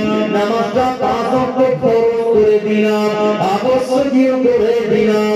আমার যে আশিক বান্দা বান্দী ও আমার হাবিব আপনার যে আশিক দেওয়ানা উম্মতি যারা 5 ওয়াক্তের নামাজ পঙ্গানুভাবে সহি সালামতের সঙ্গে যারা আদায় করবে আমি আল্লাহ পাক জানিয়ে দিলাম ওদেরকে 50 ওয়াক্ত নামাজের সওয়াব দান করে দেব। আর একটু জোরে বলুন। ভুল বললাম না ঠিক বললাম? কিন্তু আমরা এখন ডিজিটাল যুগ তো বিরাট তো বুঝি, বলে হুজুর 5 ওয়াক্ত পড়বো না, 5 ওয়াক্ত নামাজ পড়বো না, কিন্তু 50 ওয়াক্ত নামাজের সওয়াবটা কি করে কামাই করি? এই ধারণা অনেকের আছে। 5 ওয়াক্ত পড়বো না, 50 ওয়াক্তের সওয়াবটা আমার দরকার। জানবেন আপনি 2 ওয়াক্ত 3 ওয়াক্ত নামাজ পড়েন সারা দিনে, আপনার জন্য 50 ওয়াক্ত সওয়াবে কোনো পজিশন নেই। ওই 50 ওয়াক্ত নামাজের সওয়াব পেতে গেলে আপনাকে এক ফার্স্ট 5 ওয়াক্ত নামাজ পড়াই লাগবে, তবেই আপনি 50 ওয়াক্ত নামাজের সওয়াবটা পাবেন। জোরে বলুন, চিটিংবাজি চলবে না, চিটিংবাজি চলবে না। আর আল্লাহ পাক ওটা পছন্দ বলেন করেন না। আল্লাহ পাক পছন্দ করে কাদের? যারা তওবাকারী, যারা মুতাতাহহিরিন, পবিত্রকারী, তাদেরই কিন্তু আল্লাহ পছন্দ করে, চিটিংবাজদের পছন্দ করে। আল্লাহ পাক এই জন্য কোরআনের ভিতরে জানিয়ে দিলেন, ও বান্দা বান্দীরা, আমি আল্লাহ জানিয়ে দিলাম, ইন্নাল্লাহা ইউহিব্বুত তাওয়াবিনা ওয়া ইউহিব্বুল মুতাতাহহিরিন। আল্লাহ পাক তওবাকারীদেরকে বড় ভালোবাসে। আমার আল্লাহ পাক পবিত্র হাসিলকারীদেরকে বড় মহব্বত করে থাকেন। জোরে বলুন, আর একটু জোরে বলুন সুবহানাল্লাহ। ভাইরা এই দেখবেন অনেকে যারা সাংসারিক মানুষ, এই মুদিখানা দোকানে গিয়ে বলে, ভাই আমার এই 1 টিন তেল লাগবে। আচ্ছা 1 টিন তেলের ভিতরে তেলে কত কেজি তেল থাকে? একটু বলেন 16 কেজি। আচ্ছা 16 কেজি যদি তেল হয়, ধরেই নেন আপনি 100 টাকা করে তেলের কেজি, সরিষার তেল। 16 কেজি তেলের দাম কত হবে বাপ? 1600 টাকা। তার মানে 1500 টাকা। তো 1600 টাকা দাম। দোকানদার আপনাকে বলেছেন, আপনি যদি ক্রেতা, দোকানদার হলো বিক্রেতা, আপনাকে বলেছে, ভাই এই যদি আপনি পুরো টিনটা নেন, পুরো টিনের তেল সব নেন, 16 কেজি নিলে আপনার 1600 টাকা হিসাবে দাম হয় 100 টাকা করে কেজি। তো আপনার জন্য অফার আছে, 16 কেজি পুরো নিলে 1600 টাকা দিতে হবে না, 1500 টাকা দিলেই এই 1 কেজি ছাড় আছে, ওটা ফ্রি, ওটা বোনাস। আপনি কি এতটা তেল একসঙ্গে নিচ্ছেন, পুরো কোর্স কভার করছেন, আপনার জন্য দোকানদার বলেছে 1 কেজি তেল মানে 100 টাকা ছাড় আছে, 100 টাকা তেল ফ্রি পাবেন। এখন যদি দোকানদারকে বলেন, ভাই দোকানদার আমি টিন নেব না, যেটা ফ্রি মাল ওইটা আমার দেন, ফ্রি মাল, তো দোকানদার আপনাকে দেবে না। বাটা কোম্পানি জুতো দেয়,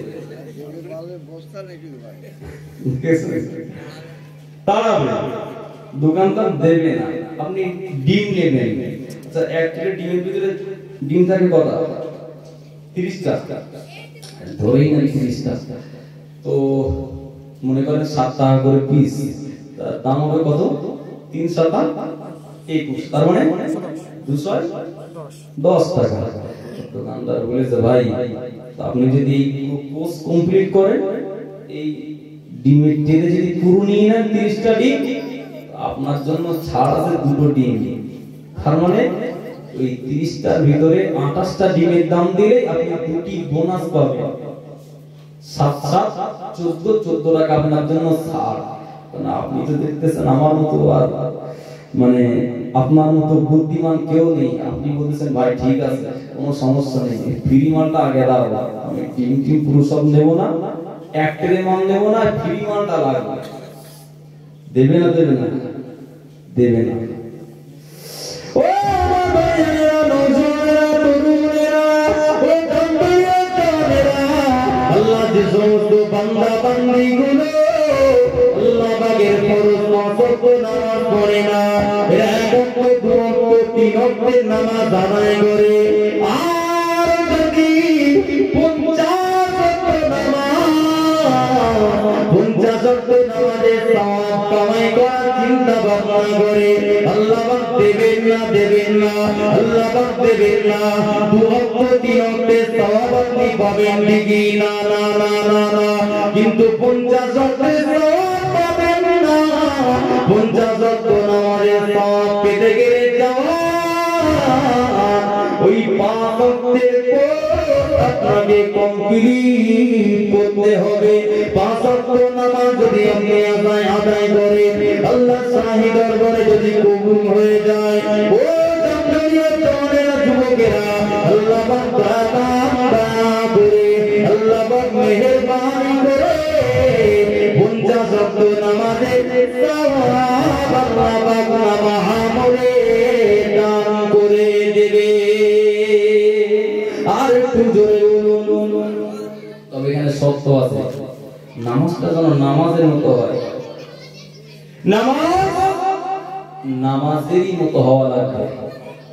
এই কোচি ছোট কালু, চুপ চুপ চুপ, একটু দেখেন তো কোচি আসছে আমার দিকে। আলোচনা অসুবিধা হচ্ছে নাকি? মাইন্ডে রাখছে কিছু না সিরিপ মারছে? আলহামদুলিল্লাহ, আল্লাহ কবুল করেন, বলেন আল্লাহ। তবে নামাজটা আদায় করতে হবে লিল্লাহিয়াতের জন্য, খুলুসিয়াতের সঙ্গে, আল্লাহকে দেখানোর জন্য, আল্লাহর রিজাবন্দির জন্য, আল্লাহর সন্তুষ্টির জন্য। নামাজ হয় 5 ওয়াক্ত নামাজি যখন নিয়াত করবে, দুনিয়ার সব কাজ কামের কথা চিন্তা ভাবনা সব বাদ দিয়ে আল্লাহর দিকে আপনি রুজু হন, এই নামাজটা খুলুসিয়াতের সঙ্গে আদায় হচ্ছে, মানে আশা করা যায় এই 5 ওয়াক্ত নামাজ যদি এভাবে আদায় হয় 50 ওয়াক্তের সওয়াব আপনি পাবেন। জোরে বলুন। এইজন্যই কোরআন জানিয়েছে, নামাজি বান্দা যারা পুঙ্খানুভাবে সঠিকভাবে যারা নামাজ আদায় করে, এদেরকে নামাজ কাজ থেকে, কুমন্ত্রণা থেকে আল্লাহ পাক ওই নামাজি বান্দাদেরকে হেফাজত করেন। জোরে বলুন। আর আমাদের হেফাজত হচ্ছে না, হচ্ছে নামাজি বান্দারাই বেশি চিটিং, সবাই নয়, সবাই নয়, কেউ গায়ে পৃথিবীটা হবে না। তার মানে বুঝতে হবে আপনার নামাজ সঠিক হচ্ছে না। এই জন্যই আপনার ভিতরে দুনিয়ার সমস্ত হারামি, খারামি, জি অশ্লীলতা, ফাহিশতা, কুকর্মতা, কুযোগ্যতা, কুদক্ষতা আপনার ভিতরে আছে, মানে মনে করতে হবে নামাজ সঠিক হচ্ছে না। আল্লাহ পাক সঠিকভাবে নামাজ পড়া তৌফিক দেন। জোরে বলুন। কিভাবে নামাজ সঠিক হবে এবারে বলে নেমে যাব। আমরা নামাজ পড়ি কোন দিকে বেরোবো? কিবলার দিকে। আমরা এই নামাজের নিয়াতের ভিতরে বলি মুতাওয়াজ্জিহান ইলা জিহাতিল কাবাতিস শরীফা, কিবলার দিকে ফিরে। যারা কাবা শরীফের সম্মুখে যারা নামাজ আদায় করে তারা কিন্তু ইলা জিহাতিল কাবাতিস শরীফা বলে না, বলে ইলা হাদিহিল কাবা, আমি এই কাবার দিকে ফিরে নামাজ আদায় করছি। জোরে বলবেন না। অনেকে বলে যে না পশ্চিম দিকে ফিরে নামাজ পড়ি, অনেক আপনারা মনে বলেছেন, কানে এসেছে। আচ্ছা, নামাজটা পশ্চিম দিকে না কাবার দিকে? আবার বলেন কাবার দিকে। কাবাটা আমাদের থেকে পশ্চিমে, তাই আমরা হাত উঁচু করছি, এই কানের লতি স্পর্শ করা, এটা সুন্নাহ। যদিও বিষয়টির ভিতরে মতনৈক্য মতবিরোধ থাকলেও আমাদের নিকটে এটা সুন্নাহ, কানের লতি স্পর্শ করা। তার মানে আমার দুই চোখ, মুখ, মন, অন্তর, হৃদয় আর দুই হাতের দুই তালু আমি কাবাকে দেখাচ্ছি, আল্লাহ শাহী দরবারে আমি দাঁড়িয়ে আছি। আর হাতের পিঠটা পিছন দিকে, তার মানে দুনিয়ার সমস্ত কুকর্মতা, কুমনোভাব, কুস্বভাব, কুচিন্তা ভাবনা আমি সব পিছনে হটিয়ে দিলাম, ফেলে দিলাম। আমি এখন আল্লাহমুখী হচ্ছি। জোরে বলবেন। আমরা নামাজে নিয়াত করি আল্লাহু আকবার, এরপরে কি পড়ি? সানা পড়ি, আল্লাহ পাকের হামদ, শুকরিয়া, সানা, আল্লাহর প্রশংসা জ্ঞাপন করি। তারপরে আমরা কিরাত পড়ি না, আলহামদুলিল্লাহি রাব্বিল আলামিন আর রহমানির রহিম মালিকি ইয়াউমিদ্দিন ইয়াকা না'বুদু ওয়া ইয়াকা নাস্তাঈন ইহদিনাস সিরাতাল মুস্তাকিম সিরাতাল লাযীনা আন'আমতা আলাইহিম গায়রিল মাগদুবি আলাইহিম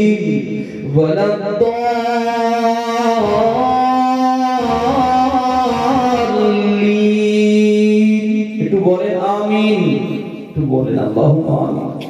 যে এরপরে আমরা কি বলি? আমিনটা বলি তো। আমিনের বাংলা মানে কি? আমিনের বাংলা মানে আল্লাহুম্মা আমিন মানে হে আল্লাহ আপনি কবুল করুন। জোরে বলবেন। নামাজের ভিতরে বান্দার সঙ্গে আল্লাহর কথোপকথন হয়। আল্লাহকে ডাকলে আল্লাহ রেগে যান না খুশি হন? আল্লাহ কোরআনে বলেছেন আকালা রাব্বুকুম উদউনি আস্তাজিব লাকুম। ওহে আমার বান্দারা, ওরা আমি আল্লাহ আমাকে ডাক, তোদের ডাকেই আমি আল্লাহ সাড়া দিয়ে থাকি। জোরে বলুন।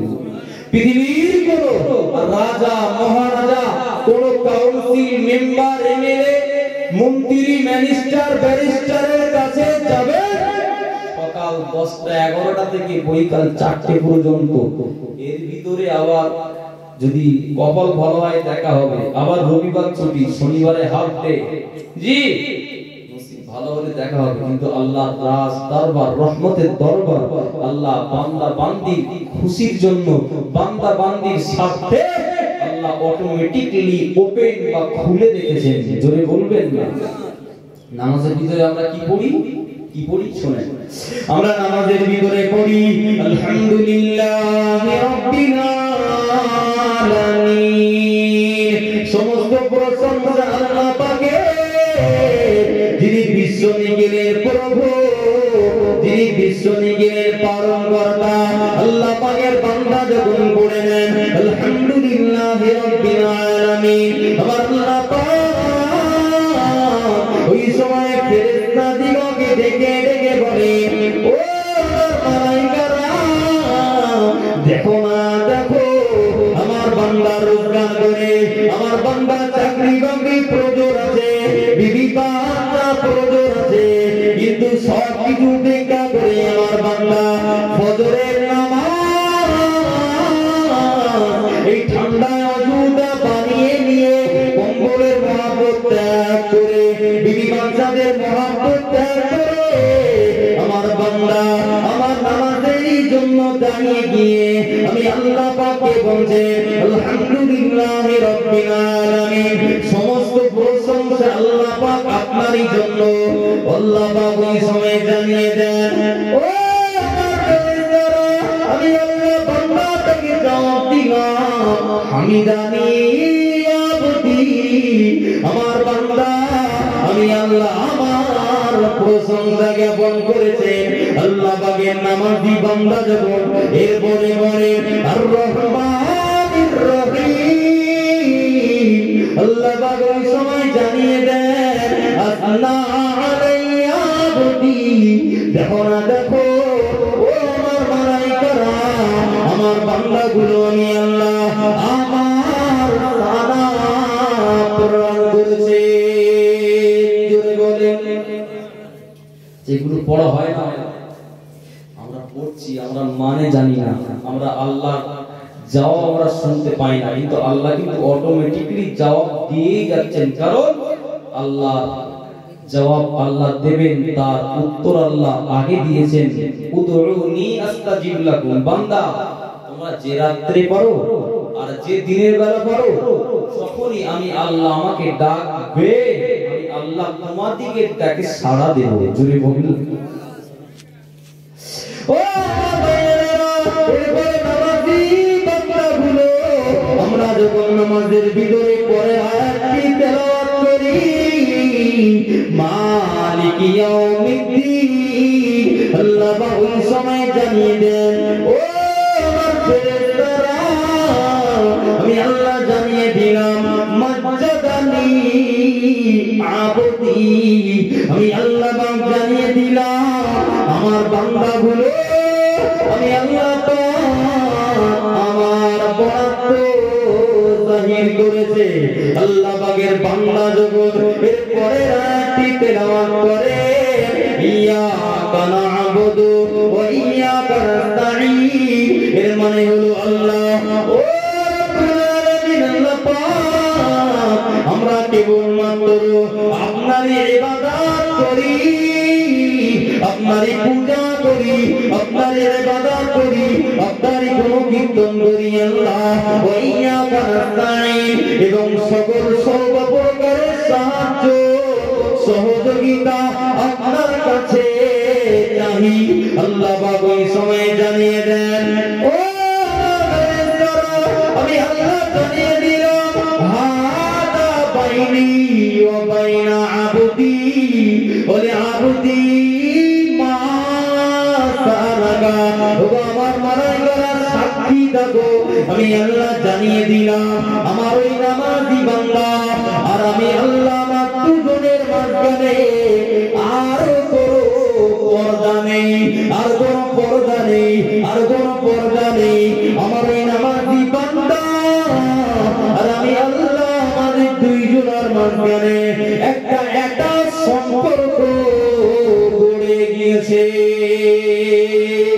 আর একটু জোরে বলুন সুবহানাল্লাহ ও আল্লাহ পাকে করে শুধু ক্ষান্ত হন না আল্লাহ পাকের পরে বললেন ওলি আবদি মা সালাকা আমি আল্লাহ জানিয়ে দিলাম আমার ওই নামাজের ইবাদতকারী বান্দাগুলো যখনই আমি আল্লাহ আমার কাছে যেটাই চাইবে যেটাই আপিল করবে যেটাই চাইবে আমি আল্লাহ ওয়াদা দিলাম আমার ওই নামাজি বান্দার চাহিদা আমি আল্লাহ পূরণ করে থাকি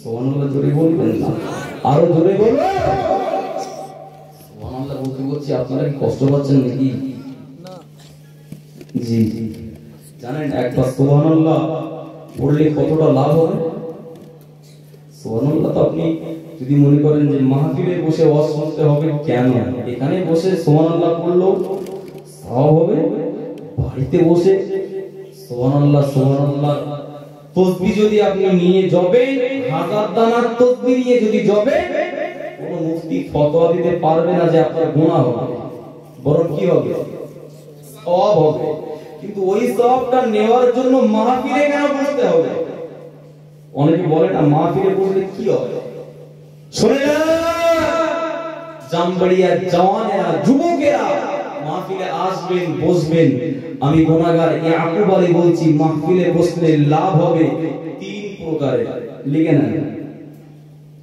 নাম্বার 1 বাড়িতে বসে নামাজ পড়লে মসজিদে বসলে নামাজ পড়লে সওয়াব হবে গুনাহ আপনার হবে না ফতোয়া আমি দেব না মাহফিলে বসে ওয়াজ শুনলে নেকি হবে নাম্বার 1 আর নাম্বার 2 হলো আপনাদের নিজেদের জীবনের গুনাহটা নাম্বার 1 মোচন হয়ে যাবে জোরে বলুন আর জোরে হবে না নাম্বার 2 এই সওয়াবের সঙ্গে জড়িয়ে রয়েছে বিজড়িত ইলম তথা জ্ঞান বাড়িতে বসে আপনি যদি সুবহানাল্লাহ তাসবিহ জপেন নেকি আপনার হবে অস্বীকার করার জায়গা নেই আপনার কি একটাও জ্ঞান হবে ইলম কি একটা অর্জন হবে হবে না কিন্তু মাহফিলে বসলে নেকি হবে নেকির সঙ্গে জড়িয়ে রয়েছে ইলম তথা জ্ঞান আর জ্ঞানের দ্বারাই তৈরি হয় মন কথা ঠিক বলছি না ভুল বলছি একটা ওলি দেখান তো আল্লাহর একজন হাক্কানি ওলি যে জ্ঞান ছাড়াই ইলম ছাড়াই আমল ছাড়াই আল্লাহর ওলি হয়েছে অস্ত্রটা ছেড়ে দেবো বলেন বলেন আছে কি নেই এই জন্যই রাসূল বলেছেন তলাবুল ইলমি ফরিদাতুন আলা কুল্লি মুসলিমিন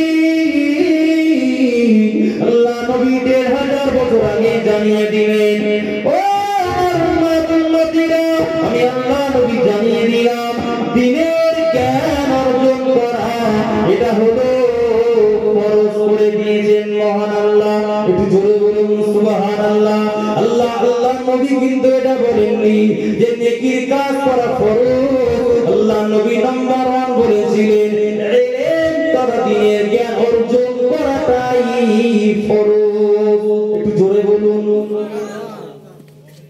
এইজন্য মাহফিলে আসতে হয় বসতে হয় বাড়ি বসে নফল নামাজ পড়বেন তাসবিহ জপবেন এক প্রকারের সওয়াব পাবেন মাহফিলে আসলে তিন প্রকারের সওয়াব নাম্বার 1 সওয়াব আপনার হবে সওয়াবের সঙ্গে ইলম অর্জন হবে আর ইলমের দ্বারাই তৈরি হবে মন আর মন তৈরি হলেই তো আমলের দিক দিয়ে উৎসাহিত পাওয়া যায় তাই না বাবা? সুতরাং গুজবে কান দেবেন না। কোন হুজুর কে বলে গেল, এখন তো ফিতনার জামানা, কিসের জামানা? কিন্তু জানবেন এই জামানায় একটা সুন্নাত যদি আপনি চিন্তা করতে পারেন, আপনার মতো শ্রেষ্ঠ ব্যক্তি দুনিয়ায় আর কেউ নেই। সুবহানাল্লাহ জোরে বলেন। নবী আমার ওই জন্য বলেছিলেন ১৫০০ বছর আগে, মান তামাসসাকা বিসুন্নতি ইনদা ফাসাদি উম্মতি ফালাহু আজরু মিয়াতু শাহীদ ও কামা ক্বালা আলাইহিস সালাতু ওয়াস সালাম। ও আমার উম্মতিরা, ও আমার সাহাবীরা, আমি আল্লাহ নবী জানিয়ে দিলাম, ফিতনা জামানায়, আখির জামানায় যদি আমার দেওয়ানা আমার কোন উম্মত উম্মতিরা যদি একটি সুন্নাতের পায়রাবি করতে পারে, একটা সুন্নাত যদি প্রতিষ্ঠা করতে পারে, একটা সুন্নাত যদি আমল করতে পারে, আমি আল্লাহ নবী জানিয়ে দিলাম, আল্লাহ পাক একটি সুন্নাতের আমল করার বিনিময়ে আমার আল্লাহ পাক ওই বান্দা বান্দীটাকে 100 শহীদের মর্যাদা নসিব করবে। আর একটু জোরে বলুন, কটা শহীদ বলেছি? 100টি। দলিল দেওয়ার জন্য বলছি না, এখানেও জানবে হাদিসটা যেহেতু রাবিগত দিক দিয়ে একটু জয়ী হতে পারে, কিন্তু আমলের দিক দিয়ে, ফজিলতের দিক দিয়ে, আমল করার দিক দিয়ে কোনো কথা বলছেন না, দোষ নেই। দোষ হলো দলিল দেওয়ার দিক দিয়ে। আমি দলিল দিচ্ছি না, আমলের দিক উৎসাহিত করছি। আমল করবেন। আপনি কি আমল করবেন একটা পন্থা বলে যাই। এই বাবা এখন এই চা খেলাম না একটু আগে, চা পান করেছি। তো এই চা পান বলি আর দুধ পান বলি আর পানি পান বলি, এর ভিতরে মোটামুটি 5টা 6টা সুন্নাত আছে। কয়টা বলেছি? 6টি সুন্নাত। আজকে তো আমরা মুসলমান ঘরের মডার্ন যুগে যে মডার্ন ছেলে মেয়েরা, এরা তো দাঁড়িয়ে দাঁড়িয়ে, এখন ফ্যাশন হয়েছে দাঁড়িয়ে দাঁড়িয়ে জগ ধরে ঢক ঢক ঢক ঢক ঢক ঢক করে মেরে দিচ্ছে। জেসিবিতে তেল ঢেলতেছে কি ট্রাক্টরে দিচ্ছে কিছু বোঝাই যায়, পাম্পের মতো হুড় বেগে চলতেছে। ওটা সুন্নাতের বড় খেলা। খেলা এই পানি পান করার ভিতরে 6টি সুন্নাত আছে। সুবহানাল্লাহ বলেন। একটু চিৎকার মেরে হবে না। নাম্বার 1 আপনারা লিখে রাখেন, আমল করবেন। কষ্ট পাচ্ছেন না তো কেউ? একটু তাকবীর দেবেন, নারায়ে তাকবীর। আরো জোরে বলেন, নারায়ে তাকবীর। নবী আমার নূরে নবী, নবী সবার প্রেমের ছবি, মদিনাতে আছেন শুয়ে, নাজাতের দিশা, সৃষ্টি কুলে শ্রেষ্ঠ তিনি, তারি প্রশংসা। তাকবীর দেন, নারায়ে তাকবীর। আরো জোরে বলেন, নারায়ে তাকবীর। হাফেজ কারি আসহাবুল হক সাহেব বলেন জিন্দাবাদ। হাফেজ কারি আসহাবুল রহমানী সাহেব জোরে বলেন জিন্দাবাদ। ওয়াল ইন্ডিয়া সুন্নাতুল জামাত বলেন জিন্দাবাদ। মুফতি সাহেব